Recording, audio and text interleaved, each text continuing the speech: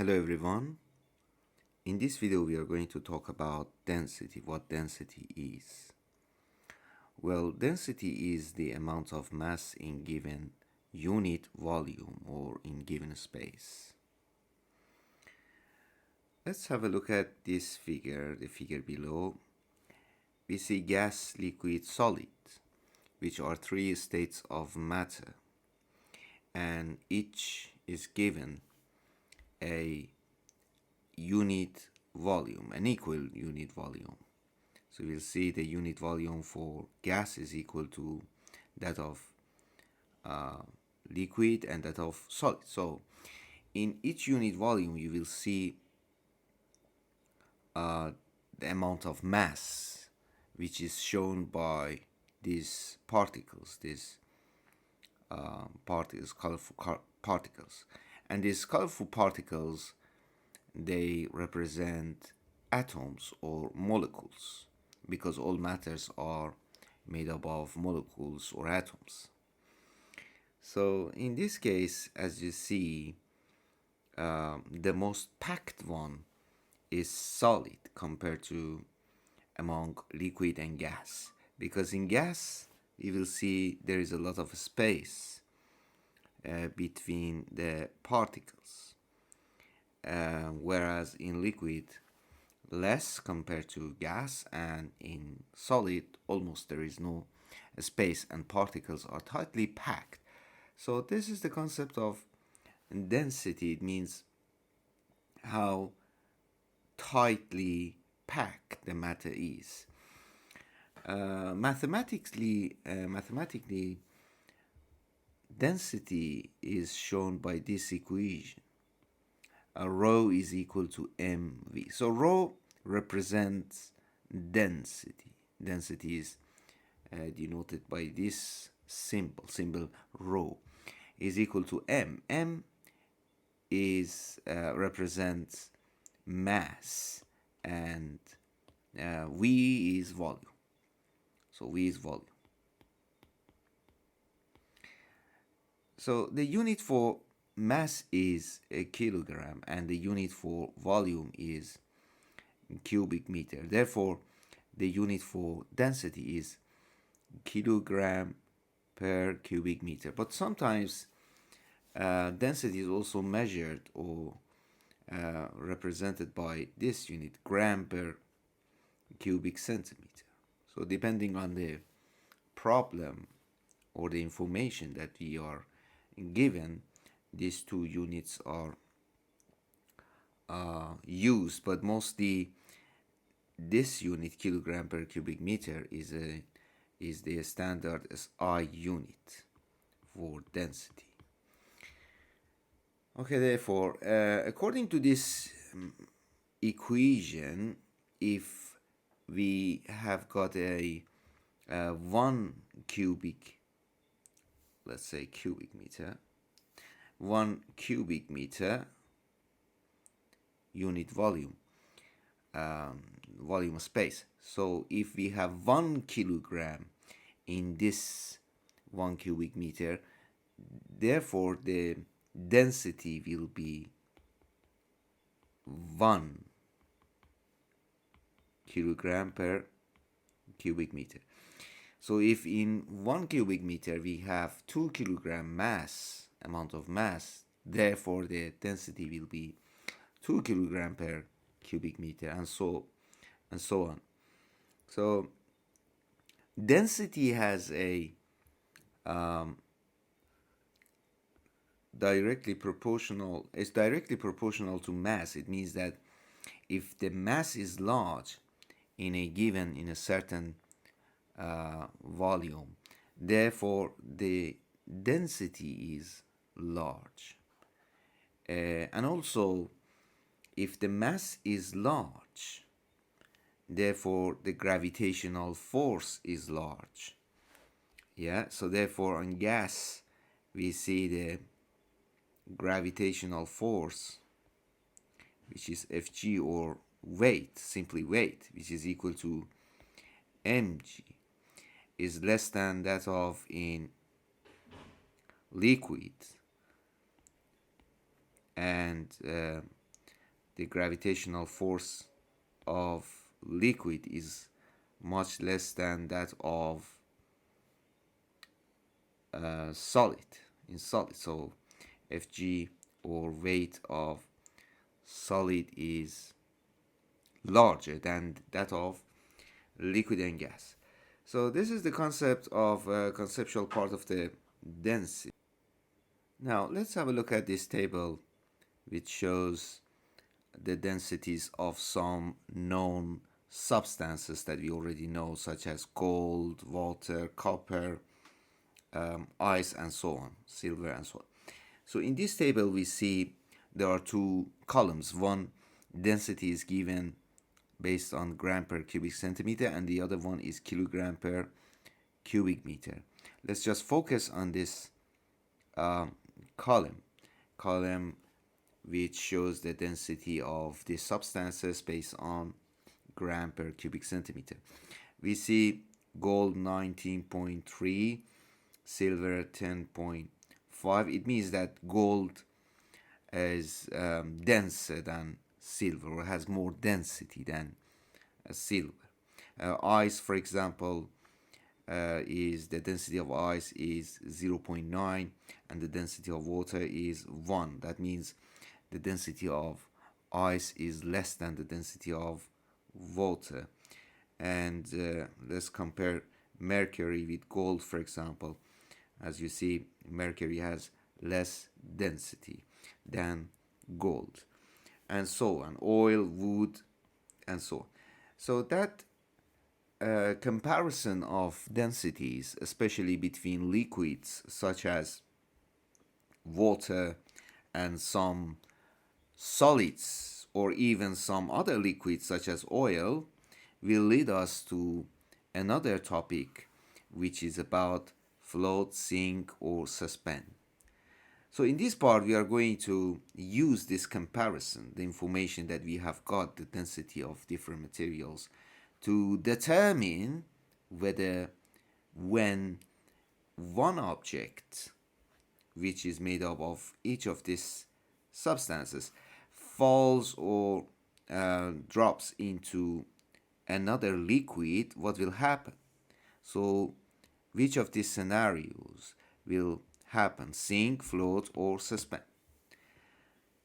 So obviously, when we talk about float and sink, it means, or suspend, it means one should definitely be a liquid, and therefore we just in this figure we just assume one liquid, which is water. So based on the table that we learn different densities, if the density of an object which drops in this glass of water, if the density of that object is less than the density of water, that will float. So that means the density of the object is less than the density of the water. Let's compare which of these objects, which of these substances can float on the water. And we see wood, for example, can float on the water because the density of wood is 0.6 and the density of water is 1. Actually, the unit is gram per cubic centimeters. So when the density of that substance is less than the density of liquid, that will flow. And if the density of that object, which is made up of any of these substances, is equal to water, that object will suspend or just floats beneath the water here in this case. And if the density of the object is larger than the density of the liquid or the medium, we say it will sink. And we can just come up with many different examples. For example, lead. If we drop a piece of lead in the water, by comparing the densities, we can definitely understand like 11.3 is larger than 1. Therefore, if lead drops in the water, it will sink. Or if a piece of gold drops we just fall in the water, in the glass of water, it will sink because the density of gold is more than the density of water. It could be even two liquids. So let me just clear up here. So two liquids even, they can float or sink. For example, let's just compare oil and water. So oil has a less density compared to water. Water is denser than oil. Therefore, if we place water on oil, oil comes top. So that is the reason, because of the density. Here in this example, we can just have a look at some substances, some objects which are made up of different substances. For example, wood and plastic, which in this medium here is oil, and the other medium is water. And the other medium is glycerine, and the other medium is syrup, and the last one here below is mercury. As you see, mercury itself is very dense, so that's why it's on the bottom. And then we see syrup has the larger density compared to glycerine, for example, and water also has larger density than oil. That's why it's beneath the oil, and oil comes on top of the water.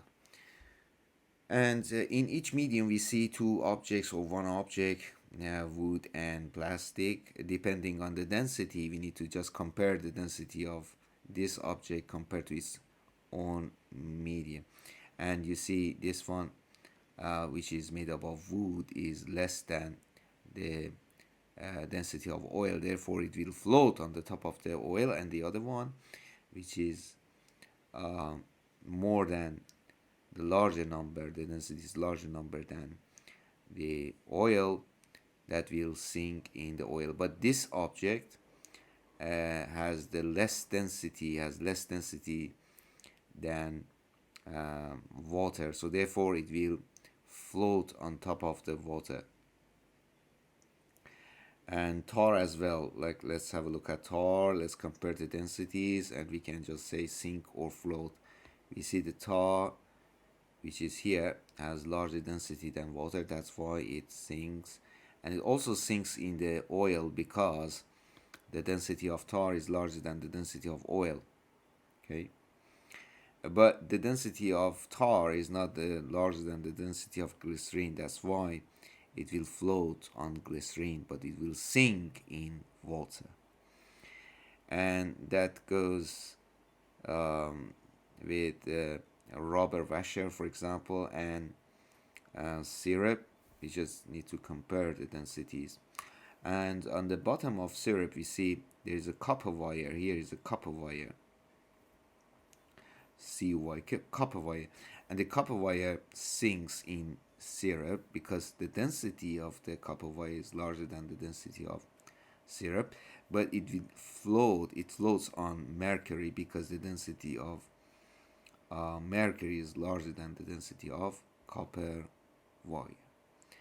So that's all about density. Now, how to calculate density? In order to calculate density or find density, find the value of density, we need to have two quantities. One is mass and another one is volume, because the density is expressed mathematically m over v, and so we need mass and volume. Mass we can measure in different ways, but volume normally is given. In order to calculate volume, we need to know two ways how to calculate volume, and that is because of the shapes of the objects. So the objects around us are either regular, they have regular shapes, or irregular shapes. The example of regular shapes is like that. So this has a regular shape, this object, suppose. So we can easily measure the dimensions of this object, and then we can multiply, and we can simply find the volume. So volume of this is easily, it can be calculated easily. So okay, so but some objects, like suppose an object which has uh, this shape, for example, okay, let's say this shape. So we just want to find out the volume of this object, okay, and to find the volume of this object, we cannot just, it has an irregular shape, so it is not regular shape. We cannot follow the geometry formulas or equations to find the volume. Therefore, we use a technique, and that technique is by using a graduate cylinder and water. So how it works? It works like that. First of all, we just fill the graduate cylinder with water, okay, with water, a certain amount, like 50 cubic centimeter or whatever. Then we drop the object which is in irregular shape, or has irregular shape, inside this graduate cylinder, and this object will rise the level of the water, okay. So we have got one number here, let's say 50 cubic centimeter, and when the object drops in it, the level of water rises to, like, for example, 65 cubic centimeter. Therefore, we can just deduct the previous one from the second one, and then we get the volume of the object. So volume of this irregular shaped object will be equal to 65 minus 50, which is equal to 15, for example, cubic centimeter. So this is the way we find the volume of the object in irregular shapes. Now let's solve some problems. Let's do some exercises. Let's read problem number 1. What's the density of a billiard ball that has a volume of 100 cubic centimeter and a mass of 250 grams? So simply we just use the equation m over v, and mass is 250 grams divided by 100 cubic centimeter. Remember, always we need to have a look at the units, because sometimes we need to do unit conversion, because the units are not in a standard way, for example. Okay, now and the answer will be equal to 2.5 gram per cubic centimeter. So that's done. We can also convert the unit to kilogram per cubic meters if we want to, or if we are required to, but the answer now is correct. Another question, the density, find the density. So we need to calculate the density of this an object, and we see it has a regular shape. So regular shape, we just need to find the volume of this first. Volume will be equal to 3. I just factorize the unit, okay, because units are all the same. I will write the unit at the end to make it easier, okay. 4 will be equal to 24 cubic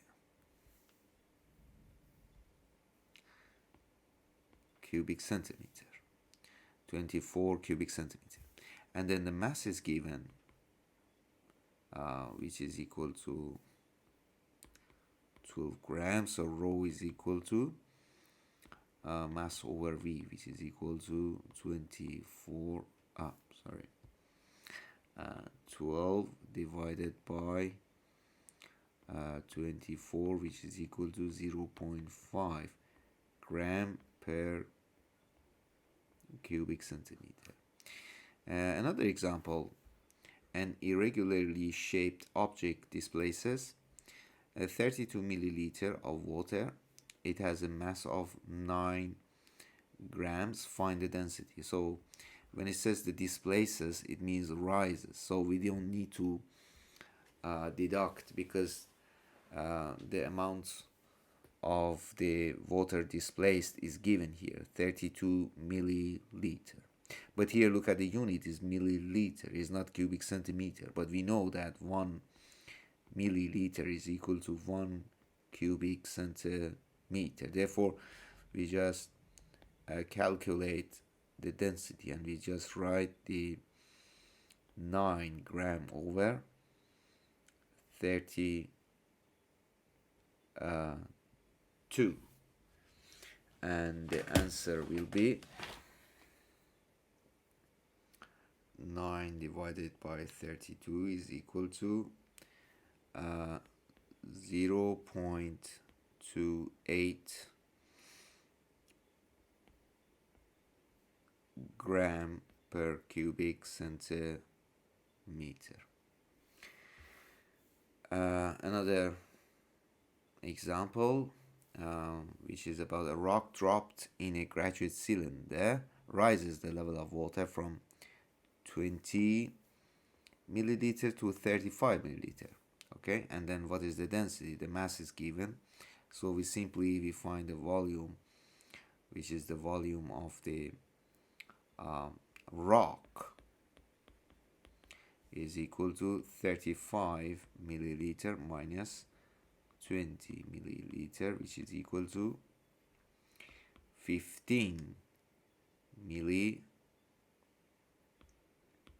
and milliliter is equal to 15 cubic centimeter. Therefore, we just say density is equal, rho is equal to 45 grams, which is the mass, divided by 15 cubic centimeter, which is equal to 3 gram per cubic centimeter. And another problem, a half-liter bottle has a mass of 80 grams. It contains 500 cubic centimeter of liquid when full. The bottle is filled with olive oil of density 0.9 gram per cubic centimeter. Calculate the mass of oil in the bottle. So we need to find the mass of oil in the bottle. So mass of the bottle, let's extract the information that we have got and list them up here on the left side of the problem below. Mass of the bottle is equal to 80 grams. That means the empty bottle. That is the empty bottle. And then the volume of bottle is also given. The volume of bottle is given. The volume of bottle is given, so I will write the volume of bottle 500 cubic centimeter. Then the density of the oil is also given, olive oil. So the density of oil, just let me factorize olive. Let's just write oil. So it's equal to 0.9 gram per cubic centimeter. And then we are supposed to find out the mass of oil. So therefore, we use the mass of oil is equal to density of oil times volume of oil. And but we don't know the volume of the oil, but in fact the volume of bottle is equal to volume of oil when it's filled, and the problem is saying when it's filled. Okay, filled with olive oil means full. It means the bottle is full. So therefore the volume of oil is equal to the volume of bottle, therefore is equal to 500 cubic centimeter. And therefore, let's just substitute here. It will be equal to 0.9 times 500 cubic centimeter, and the unit for this is gram per cubic centimeter, is equal to 415 grams. So this is the mass of the oil, and we know that this cubic centimeter will be cancelled with this cubic centimeter. So part A is done. Part B is asking about calculate the mass of the full bottle. So mass of the full bottle, let me write A here, and B. Mass of the full bottle is equal to full bottle is equal to mass of the bottle plus mass of oil, because when it's full bottle, when it's full with oil, therefore it will be equal to 80 grams plus 450 grams is equal to 530 grams. So these are some problems that we solve related to density. Okay, thanks for watching this video.